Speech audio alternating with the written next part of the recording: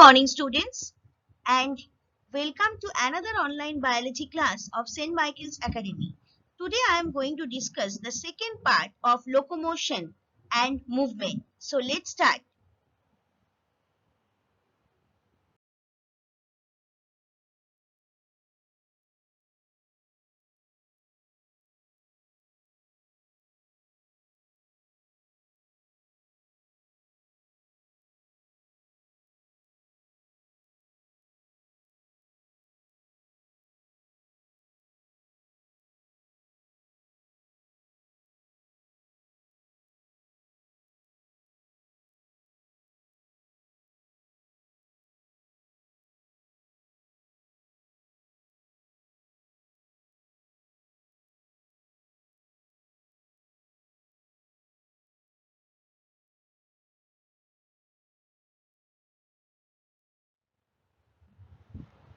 Today first I am going to discuss about isometric and isotonic.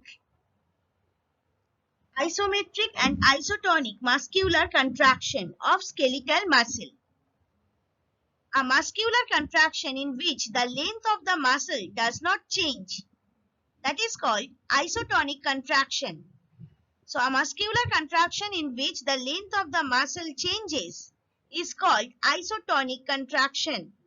And an isotonic contraction where the muscle lengthens is called eccentric contraction. So separately, if I want to tell what is isotonic contraction, so isotonic contractions generate force by changing the length of the muscle and can be concentric contraction or eccentric contractions. A concentric contraction causes muscles to shorten, thereby generating.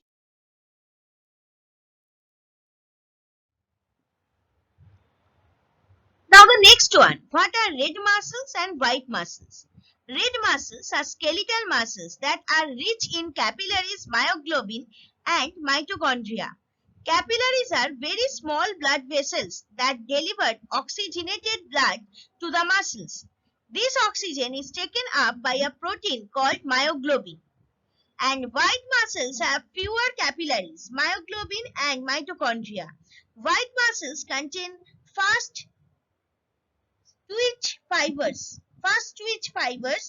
enabling them to contract real fast and with a lot of force, but they can't sustain the contraction for very long before tiring out.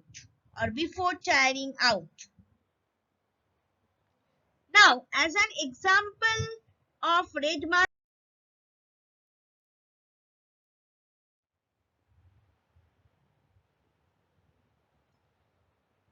now actually what are the differences between red and white muscle fiber?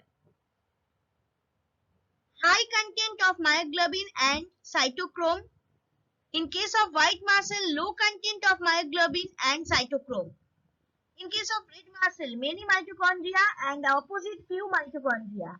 Here rich blood supply, there poor blood supply. Here slow and continuous contraction, there rapid contraction. Here smaller in diameter, there larger in diameter. And for example, you can say postural muscles and their extraocular muscles. You can see the actual difference. White muscle, spinal cord, red muscle has been shown in the diagram and along with the abdominal cavity. Now the question is, what is myoglobin?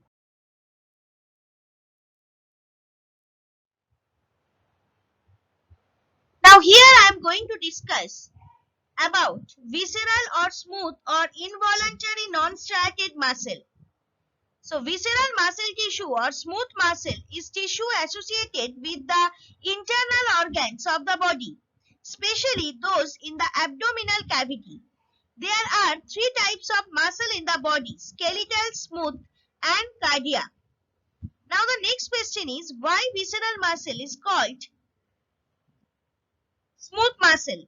Non-striated muscles are called as smooth muscles. They are called as visceral muscles because they line the blood vessels, stomach, digestive tract and other internal organs. So that you can say the muscle fiber which is not striated or unstriated present in the visceral organs and are not under the voluntary control.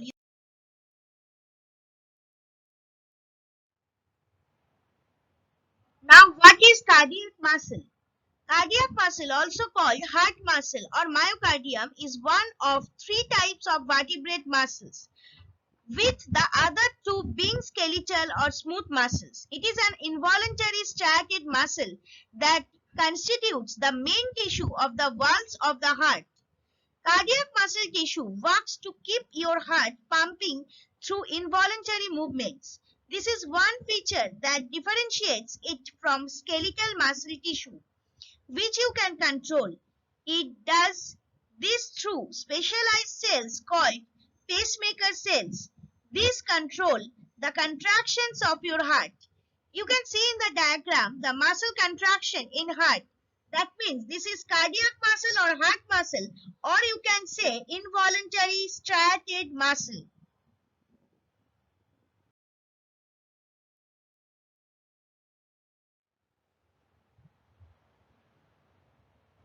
For any doubts or queries, please email me at shudeshna1.sma@outlook.com. We also welcome your responses by way of your views and feedback on the PPTs or videos at feedback.stmichaelsacademy@gmail.com.